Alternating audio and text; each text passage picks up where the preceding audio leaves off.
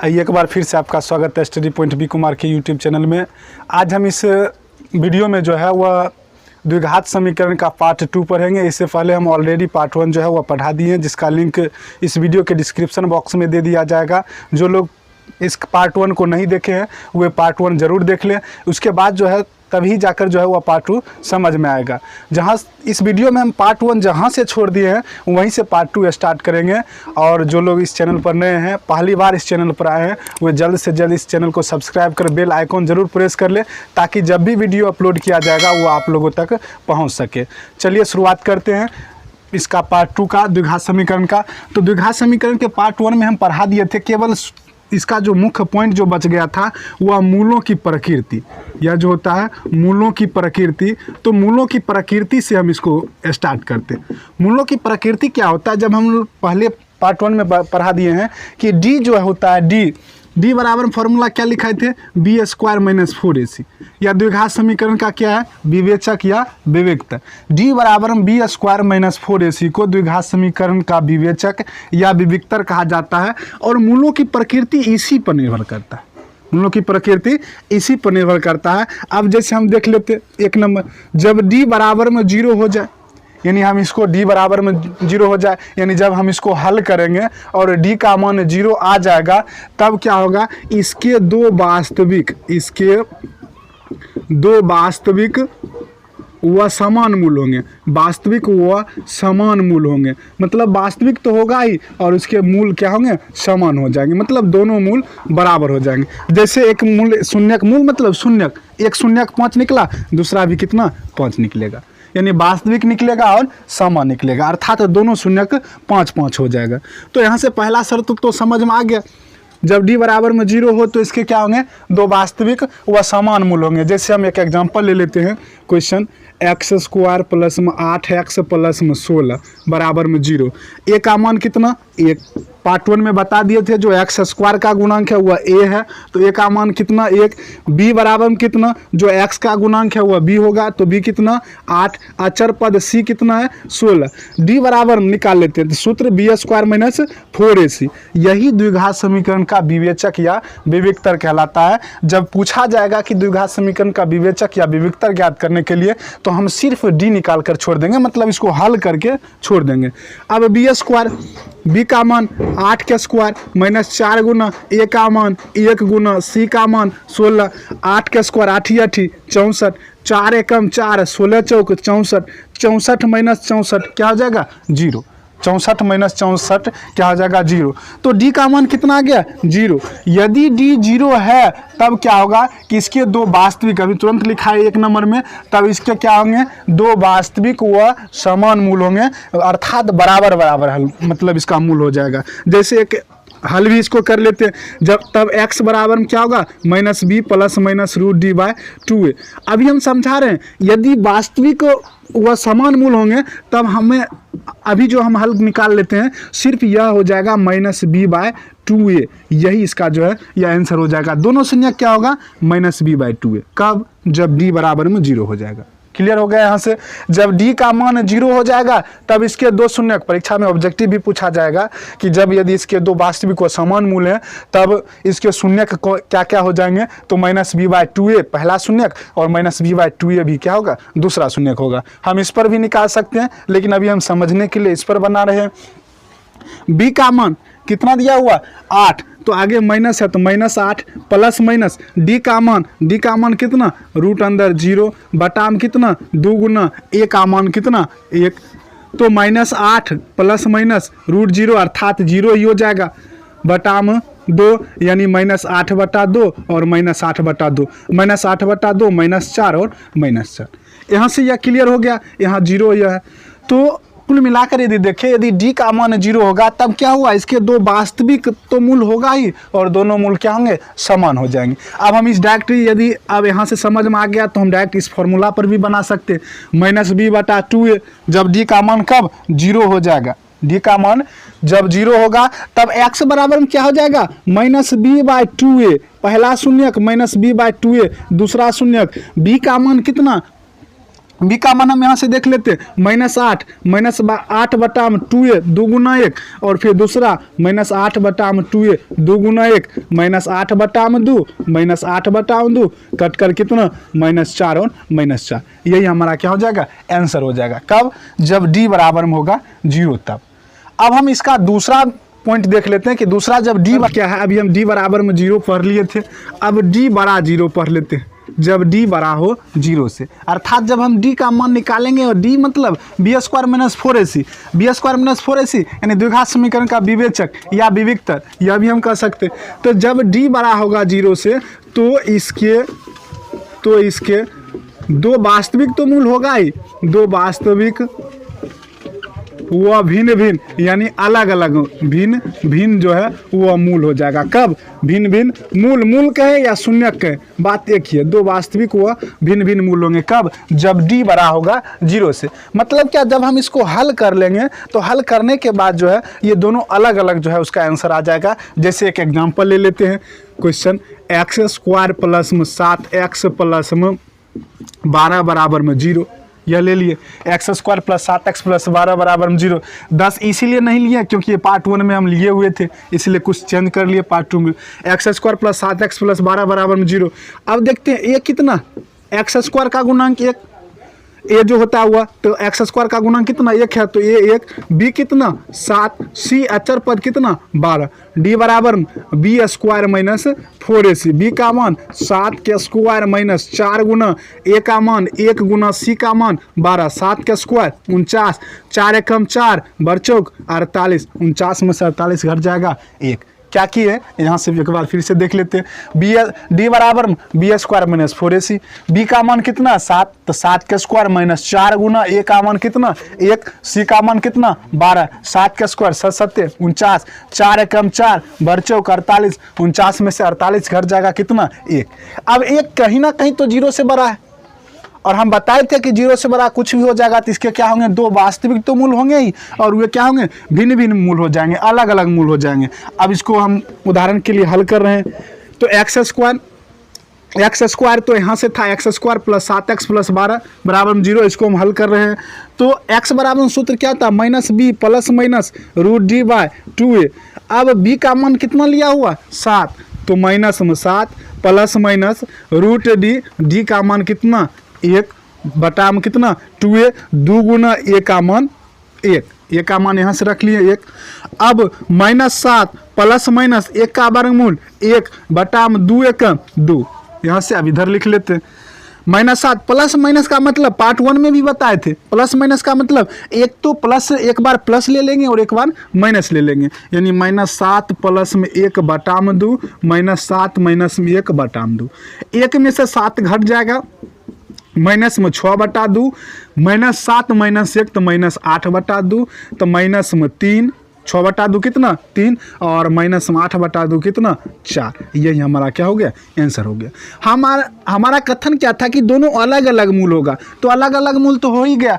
हमें जब पूछा जाएगा मूल तो हमें इतना हल नहीं करना था, क्योंकि हम सूत्र बता रहे हैं, सूत्र का सत्यापन के लिए इतना हल किए हैं, इतना हल करने की कोई ज़रूरत नहीं है। हम कहाँ से देख लेंगे, यहाँ देख लेंगे कि d किसके बराबर में 1 के बराबर, और 1 कहीं ना कहीं क्या है 0 से अधिक है, तब हम यहीं से काटकर यहीं लिख देंगे, चूंकि d बड़ा है 0 से। क्या है, d बड़ा है 0 से, अतः मतलब इसके यही बात लिख देंगे, अतः इसके दो वास्तविक व भिन्न भिन्न मूल होंगे। वास्तविक तो होगा ही, दो भिन्न भिन्न मूल होंगे। कब, जब हम यहीं से, इसके बाद इतना हल नहीं करना, हम इस सत्यापन के लिए लिखे हैं कि इतना क्यों अलग अलग आ रहा है कि नहीं आ रहा है। जैसे एक मन में डाउट हो जाएगा कि यह नहीं हो सकता, केवल यह सूत्र है, तो केवल हम सूत्र के सत्यापन के लिए जो है इसको जांच किए हैं कि अलग अलग आ रहा है। तो अब हम देखते हैं इसका तीसरा पॉइंट, और तीसरा पॉइंट क्या है कि जब d छोटा होगा 0 से, d छोटा होगा 0 से। अब छोटा क्यों होगा, क्योंकि हम किसी में भी हम 3 ही शर्त देखते हैं, या तो मान लेते हैं जैसे हम अपने उम्र का ही किसी से मतलब तुलना कर ले, या क्या होगा वो, या तो हम उसके बराबर होंगे, क्लियर नंबर 1, या तो हम उसके बराबर होंगे, या उससे हम बड़े होंगे, या उससे हम छोटे होंगे। 3 शर्त ही तो होता है, या तो हम बराबर होंगे, या बड़े होंगे, या छोटे होंगे। तो हम बराबर भी पढ़ लिए, बड़े भी पढ़ लिए, अब छोटा पढ़ रहे हैं। तो छोटा में क्या, यानी डी छोटा होगा 0 से। 0 से छोटा मतलब -1 -2 डॉट डॉट इन्फिनिटिव तक चला जाएगा, यानी 0 से छोटा होगा। तब क्या होंगे, डी छोटा होगा 0 से, तो इसके मूलों का अस्तित्व नहीं होगा, तो इसके मूलों का अस्तित्व नहीं होगा, अस्तित्व जो है वह नहीं होगा। अब इसका एग्जाम्पल भी हम लेंगे, जब डी का मान 0 से छोटा हो जाएगा। यही बात हम जब 11वीं में पढ़ेंगे तो उस वक्त इसको हम बनाएंगे, लेकिन 10वीं भर सिर्फ इतना पढ़ना है कि जब डी का मान 0 से छोटा हो जाएगा उसको हल करने की कोई ज़रूरत भी नहीं है। एक एग्जाम्पल लेते हैं, डी का मान जब 0 से कैसे छोटा हो जाएगा, एक्स स्क्वायर प्लस में 5x, कुछ भी लिख सकते हैं 5x, तो 5 का स्क्वायर तो यहीं से 25 हो गया, उसके बाद और कुछ 20 ले बराबर में 0। या क्वेश्चन, ए का मान कितना 1, बी का मान 5, सी का मान 20, अभी तुरंत बताए थे। अब डी बराबर में सूत्र B square minus 4ac, B का मान 5 का स्क्वायर माइनस 4 गुना ए का मान 1 गुना सी का मान कितना 20, 5 का स्क्वायर 25, 4 एकम 4 20 चौक 80, 5 का स्क्वायर 25, 4 एकम 4 20 चौक 80। अब 25 में से 80 को घटाने के बाद क्या होगा, माइनस में निकल रहा है। 25 में से यदि हम 80 को घटा ले तो कितना बच जाएगा, 55, माइनस में 55, 5, 60, 20, 80, तो माइनस में 55 आ रहा है। तो यह किस में निकल गया, माइनस में, या किस में निकल गया, माइनस में। तो वही बात हम लिख देंगे, चूंकि डी छोटा है 0 से, डी का मान क्या हो गया, 0 से छोटा हो गया, अतः इसीलिए इसके मूलों का अस्तित्व नहीं है। क्लियर हो गया। अभी तक हम 3 शर्त पढ़े हैं, 3 सूत्र में पहला क्या था, जब डी का मान 0 के बराबर होगा तब इसके 2 वास्तविक व समान मूल होंगे, मतलब बराबर मूल होंगे।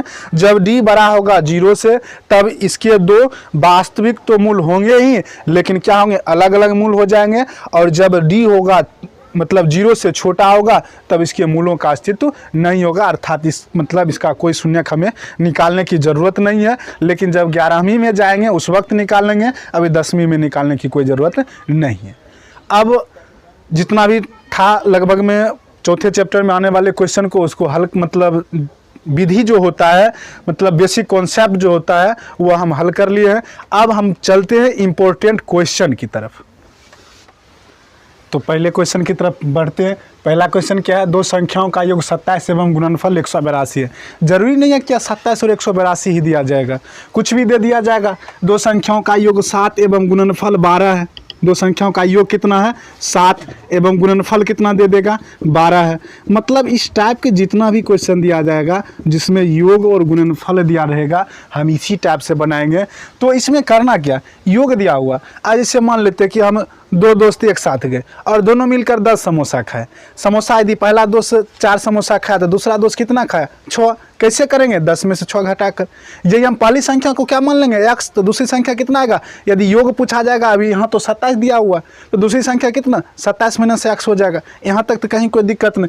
अब उसके बाद दोनों का गुणनफल क्या करता है, 182। बस दोनों को क्या करेंगे, गुना कर देंगे, हमारे पास समीकरण बनकर आ जाएगा। और हम पार्ट 1 में पढ़ लिए थे कि इसको कैसे हल करना है, उसके बाद हल क्लियर हो जाएगा। इसको हम हल कर लेते हैं। क्वेश्चन क्या कहता है कि 2 संख्याओं का योग 27 है। योग कितना दिया हुआ, 27। तब क्या कर लेंगे, हम पहली संख्या मान लेंगे। माना कि पहली संख्या क्या, x, पहली संख्या को क्या मान लेंगे, x मान लेंगे। तब दूसरी संख्या क्या होगा, दूसरी संख्या जो होगा वह अभी तुरंत बताए थे कितना, योग से घटा लेंगे, यानी 27 माइनस एक्स। पहली संख्या को क्या मान लिए हैं, x, तो दूसरी संख्या क्या होगा, 27 माइनस एक्स। अब इसका गुणनफल कितना दिया हुआ, गुणनफल कितना दिया हुआ, 182। गुणनफल कितना दिया हुआ है, 182। अब हम समझ लेते हैं कि गुणनफल 182 जो दिया गया है, तो मतलब कहीं ना कहीं x और 27 माइनस एक्स को गुना करने के बाद हमें कितना होगा, 182 होगा। गुणनफल वहाँ दिया हुआ है। तो अब हम यहाँ से प्रश्न से डायरेक्ट हम हल कर लेते हैं। प्रश्न से गुना दोनों को करेंगे, अर्थात x इंटू 27 माइनस एक्स बराबर में कितना, 182। x इंटू 27 माइनस एक्स बराबर में कितना 182। क्यों? क्योंकि क्वेश्चन में गुणनफल ही तो 182 दिया गया है। अब x इंटू 27 माइनस एक्स बराबर में 182, बारी बारी से दोनों को क्या करेंगे, गुना कर देंगे। x को 27 से गुना करेंगे तो कितना 27x, x को माइनस एक्स से गुना करेंगे तब कितना माइनस में एक्स स्क्वायर, इधर बराबर में क्या 182। अब हम यहाँ से देखते हैं कि x वाला पद तो एक्स स्क्वायर वाला पद तो हमें प्लस में चाहिए था, हल करने के लिए बेहतर होता है प्लस में, माइनस में भी हल कर सकते हैं लेकिन थोड़ा जटिल हो जाएगा, फंस सकते हैं उसमें। तो इधर माइनस में एक्स स्क्वायर है, इधर यदि हम इसको ले जाएं तब क्या होगा, बराबर के इस पर, तब यह हो जाएगा प्लस में एक्स स्क्वायर। 27x इधर प्लस में, इधर लेकर यदि चलाएं तब क्या होगा माइनस में। और 182 अपने जगह पर है, जैसे है वैसे रहेगा, तो 182 प्लस में 100 प्लस मतलब 182 प्लस में ही रहेगा। अब बराबर के इस पर तो कुछ नहीं बचा था बाईं तरफ, तब क्या हो जाएगा 0, तब क्या हो जाएगा 0। और गुणनखंड बताए थे कि गुणनखंड में हम क्या करते हैं, यहाँ कुछ नहीं अभी है तो 1 है, यानी c को a से क्या करते हैं, गुना कर देते हैं। 182 गुना 1 182, 182 का क्या करेंगे लघुत्तम 2 से लगा देंगे, 2 9 18, 2 एकम 2, उसके बाद 7 से 13 7 91, इतना आ गया। पार्ट 1 में बताए थे कि जोड़कर या घटाकर हमें क्या करना चाहिए, बीच का पद जो है वह पूर्णा चाहिए, बीच का पद जो है हमें आना चाहिए, जोड़कर करें या घटाकर करें। तो हमें कितना चाहिए 27, गुणनखंड कितना है 2 7 13, हम 2 गुना 7 यानी 14 और 13 को एक साथ ले लेंगे, कितना हो जाएगा 27।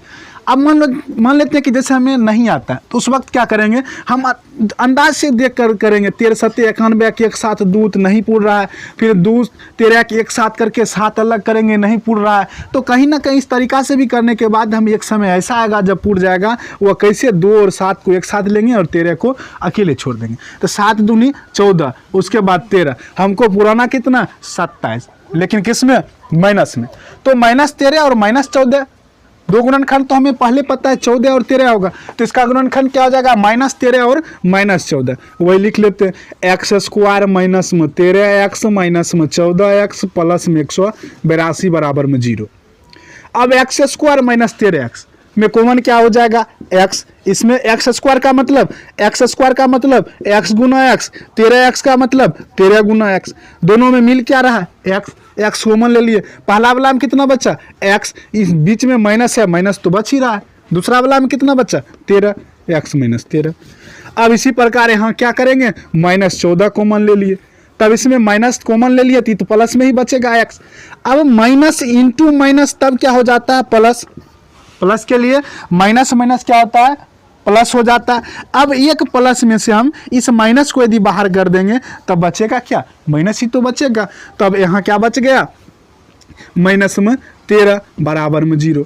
अब हम यहाँ से देखते हैं गुणनखंड का एक यह नियम है, जब यहाँ या ब्रैकेट वाला यहाँ और यहाँ दोनों यदि एक समान मिल रहा है तब तो हमारा गुणनखंड सही है, और यदि दोनों एक समान नहीं मिल रहा है तो गुणनखंड कहीं ना कहीं गलत है। तब हम यहीं से सुधार कर सकते हैं, आगे बढ़ने की कोई ज़रूरत भी नहीं है, हम खुद ब खुद चेक कर सकते हैं कि सही है या गलत है। कब सही होगा, जो जब यहाँ जितना मिलेगा वही यहाँ भी उतना ही मिल जाएगा, तब गुणनखंड हमारा सही है। यदि नहीं मिला तो गुणनखंड क्या गलती है। अब यहाँ मिल गया x माइनस 13 दोनों में है, x माइनस 13 क्या करेंगे कॉमन ले लेंगे। अब इसमें क्या बचा x और इसमें क्या बचा माइनस में 14 बराबर में 0।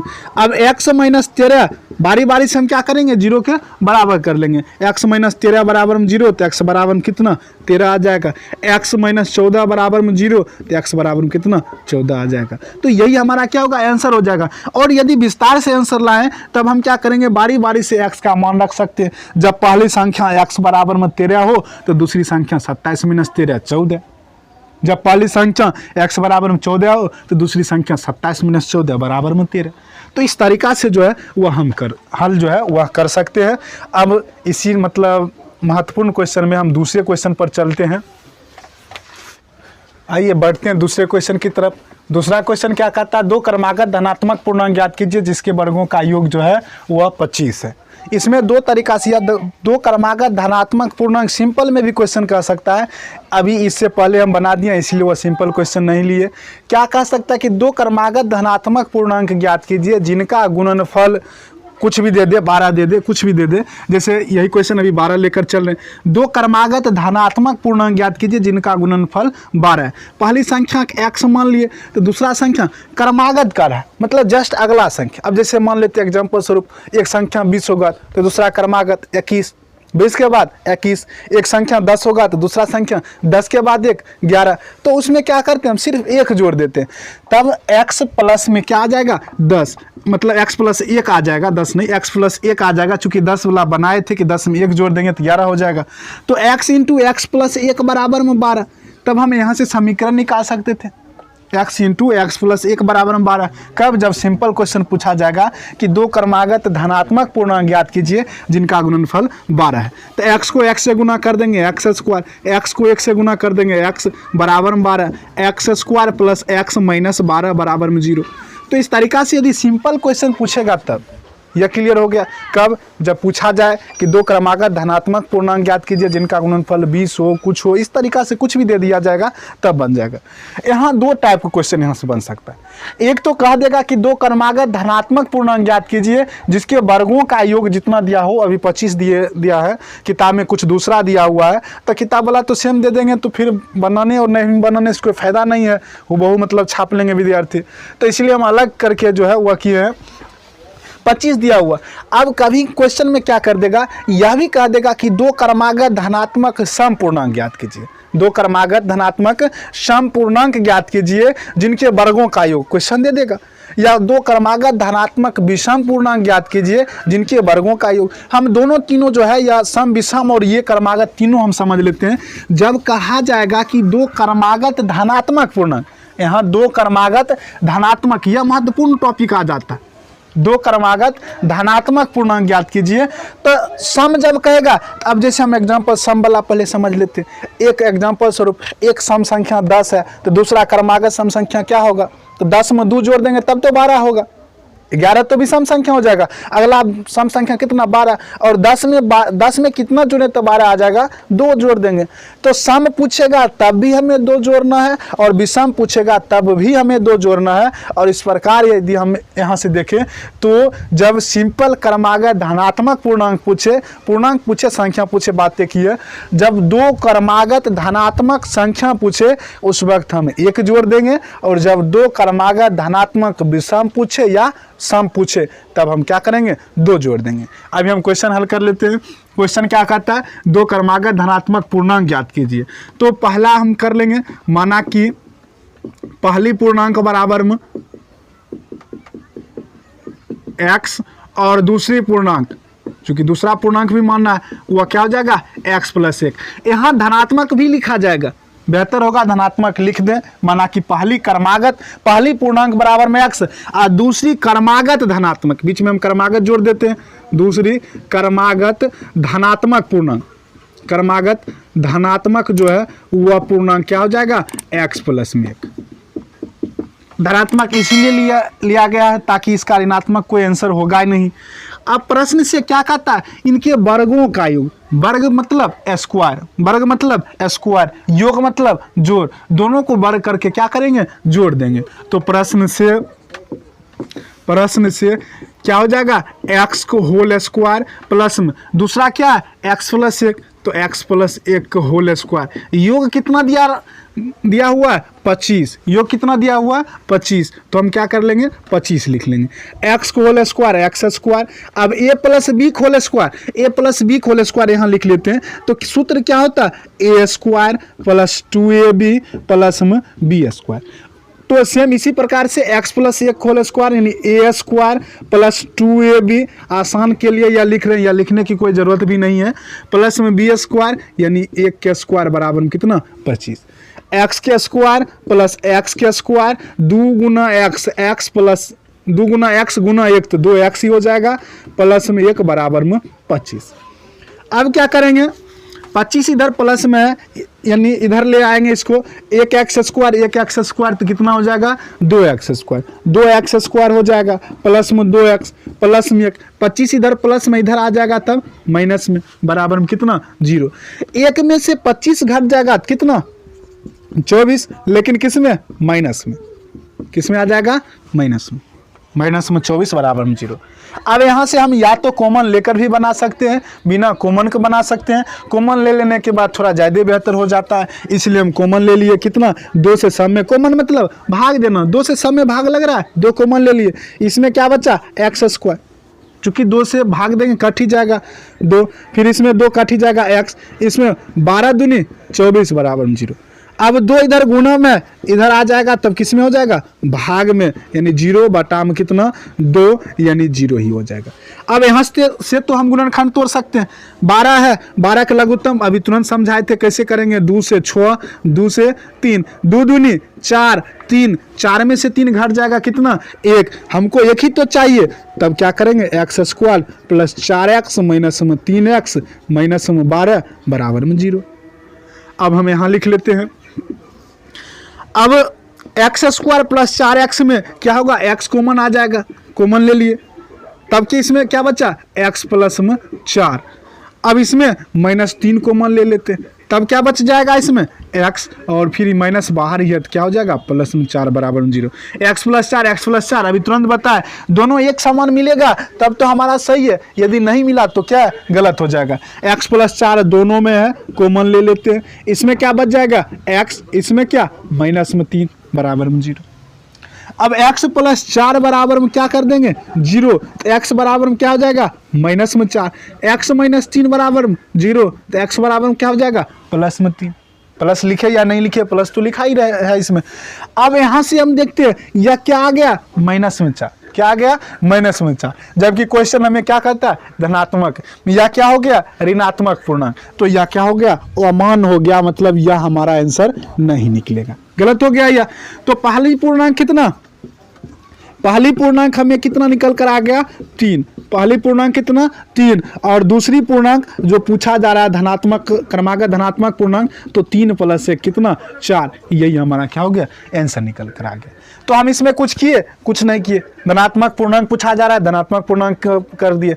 आइए देखते हैं, यह सबसे महत्वपूर्ण क्वेश्चन हो जाएगा। अभी तक जितना भी क्वेश्चन बताया गया उसमें से सबसे महत्वपूर्ण क्वेश्चन यही है।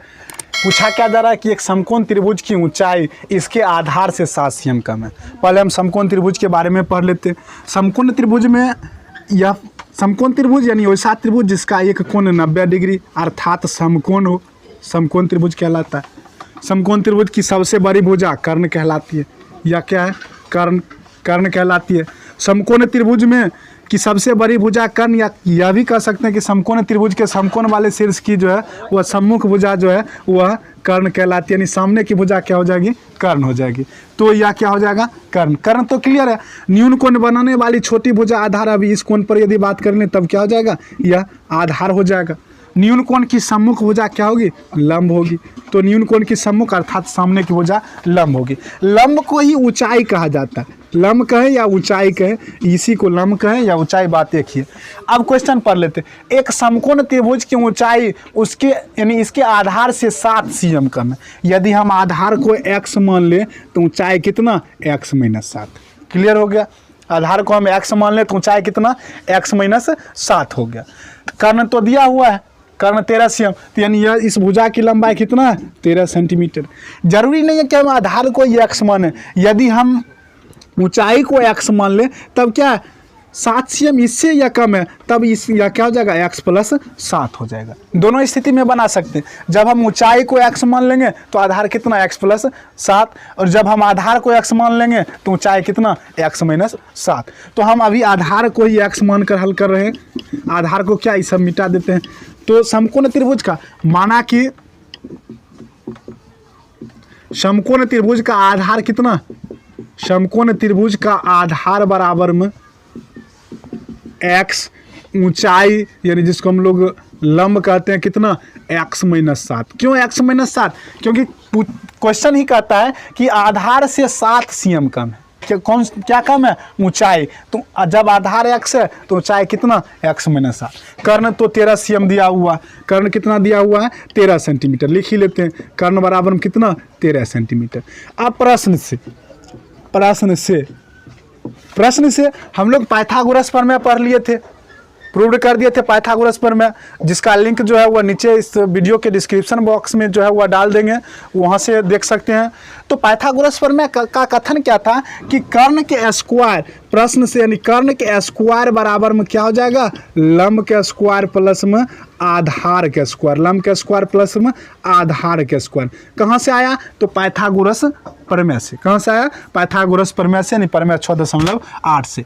कर्ण कितना दिया हुआ, 13। कर्ण कितना दिया हुआ, 13। तो 13 का स्क्वायर बराबर में लंब कहे या ऊंचाई कहे, बात एक ही है, x माइनस में 7 का होल स्क्वायर। कितना, x माइनस 7 का होल स्क्वायर प्लस में आधार, आधार कितना दिया हुआ, x के स्क्वायर। क्लियर है। यहाँ से क्या किए हैं, लंब का स्क्वायर x माइनस 7 को होल स्क्वायर, आधार कितना है, x के स्क्वायर। अब a माइनस बी, यहाँ पहले यहाँ हल कर लेते, 13 का स्क्वायर 13 169, फिर a माइनस बी को होल स्क्वायर, पहले डिटेल्स इसको कर लेते हैं। ए स्क्वायर चूंकि माइनस में है तो यहाँ माइनस होगा, माइनस 2ab, 2 गुना a का मान x, b का मान 7 प्लस में क्या होता है बी स्क्वायर, यानी 7 का होल स्क्वायर। जिसको नहीं पता है अपना यहाँ से लिख लें, a minus b whole square, a square minus 2ab plus में b स्क्वायर। यहाँ से हम इसको तोड़ लिए, x के स्क्वायर माइनस है, यहाँ से माइनस 2ab प्लस में b स्क्वायर। इधर क्या है, x का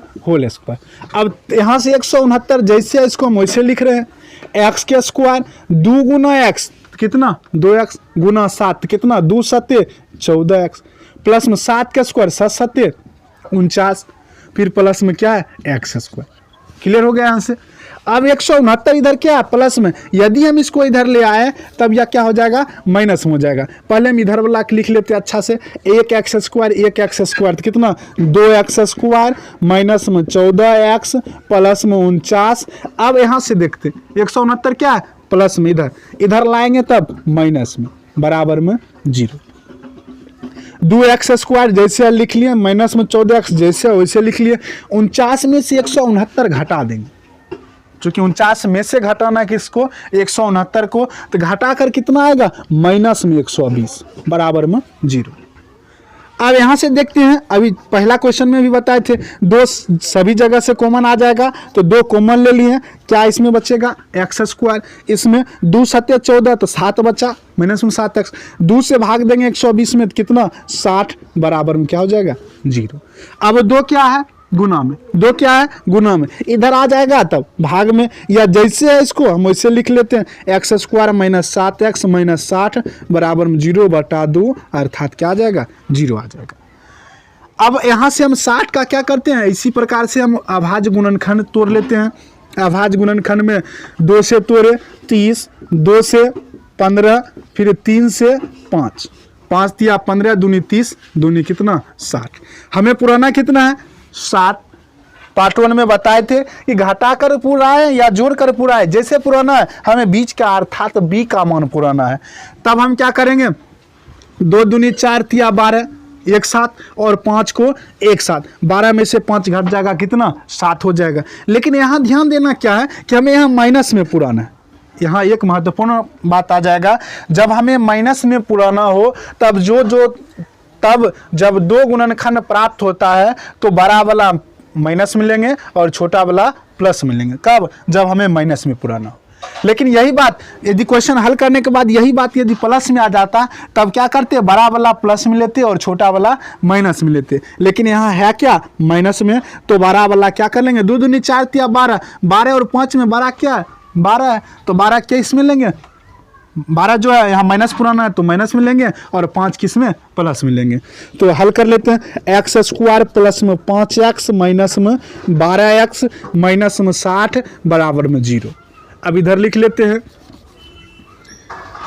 तो क्या है यहाँ से x फिर कॉमन, तो क्या इसमें बच जाएगा x और इसमें 5, x प्लस 5। अब इसमें क्या कॉमन आ जाएगा, माइनस में 12 कॉमन, तब x प्लस में 5, 12 5 60। चूंकि एक माइनस कॉमन लिया हुआ तो इसीलिए या भी प्लस में या माइनस बाहर हो जाएगा, तो यह भी प्लस में, बराबर में क्या हो जाएगा 0। अब x प्लस 5 गुणनखंड का नियम बताए थे कि जब दोनों समान आता है तब तो सही है, यदि समान नहीं आता है तब क्या हो जाएगा, गलत हो जाएगा, हमें आगे बढ़ने की कोई ज़रूरत भी वहाँ नहीं होगा। अब x प्लस 5 दोनों में कॉमन ले लिए, तब इसमें क्या बचा x और इसमें क्या माइनस 12 बराबर में 0। x plus 5 into x minus 12 बराबर में क्या हो जाएगा 0 हो जाएगा। अब x प्लस 5 बराबर में 0 तो x बराबर में क्या हो जाएगा माइनस में 5, x माइनस 12 बराबर में 0 तो x बराबर में कितना 12 आ जाएगा। अब किसी भी त्रिभुज की भुजा तो ऋणात्मक नहीं होगी। अब हम कितना भी छोटा त्रिभुज बनाए, यह त्रिभुज जैसे बना लेते हैं, बहुत छोटा, इससे भी छोटा बना ले, यह बना ले, इससे भी छोटा अब तो होगा भी नहीं। और इसकी भी लंबाई कहीं ना कहीं cm में नहीं तो mm में जरूर होगा, लेकिन ऋणात्मक तो होगा नहीं। और यहाँ हमें क्या निकल कर आ रहा है ऋणात्मक, तो ऋणात्मक तो कभी होगा ही नहीं, इसीलिए हम इसको क्या मान लेंगे अमान, मतलब यह नहीं होगा, यह अमान हो गया। तो x कितना आ गया, इसीलिए x बराबर में कितना 12, और x हम किसको माने थे आधार, तो आधार कितना आ गया 12, आधार कितना आ गया 12। तब क्या होगा ऊंचाई पूछा जा रहा है, ऊंचाई क्या है 7 कम है, तो 12 माइनस में 7 बराबर में कितना 5 सेंटीमीटर। और कर्ण तो हमें पता ही है 13 सेंटीमीटर। क्या किया क्वेश्चन में एक बार फिर से देख लेते हैं। कहता था क्वेश्चन कि आधार से 7 cm कम है, आधार को x मान लिए, ऊंचाई x माइनस 7, कर्ण 13 है, समकोण त्रिभुज में कर्ण का स्क्वायर बराबर में लंब का स्क्वायर प्लस में आधार का स्क्वायर, कर्ण कितना था 13, 13 के होल स्क्वायर बराबर में x minus 7 whole square plus में x का square, x minus 7 whole square यानी a minus b whole square, a square minus 2ab plus में b स्क्वायर प्लस में x स्क्वायर। 13 का स्क्वायर यहाँ से 13 169, फिर इसको हम क्या किए हल कर लिए, 169 प्लस में था इधर लाए, घटा करके 120 आया, 2 कॉमन ले लिए और उसके बाद जो बचा उसका गुणनखंड जो है वह तोड़ लेंगे और यह क्वेश्चन जो है वह समाप्त हो जाएगा।